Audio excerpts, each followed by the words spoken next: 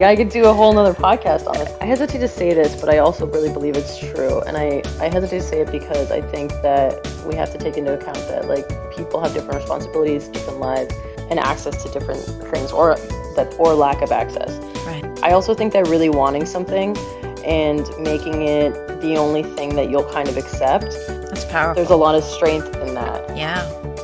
I don't have, kind of goes back to what you're saying before, but I don't have any idea or concept of me doing anything else. I just don't have a picture of it. I think visually, I have no image in my mind where I'm doing anything else. Mm-hmm. I don't necessarily have an image in my mind of what I'm specifically doing, right. But there's a camera in there somewhere. Mm-hmm. And that's just how it's always been. I've been like obsessed with cameras since I was little. They just make sense to me, and I'm just kind of pulled in that direction. I think following your intuition is really important. Doing things that, when it's possible, that bring you joy, then just puts you in kind of the energy and the ability to kind of see the things that you're interested in. If you're focusing on these certain things, whatever it is that you're interested in, you're open to then seeing how it's everywhere and how it's accessible to you. And things just start to pop up, opportunities, ways to move towards what you want. I think really just focusing on what you want as much as you can and not letting that die. No matter what other obstacles come up, or no matter how many people say that, like,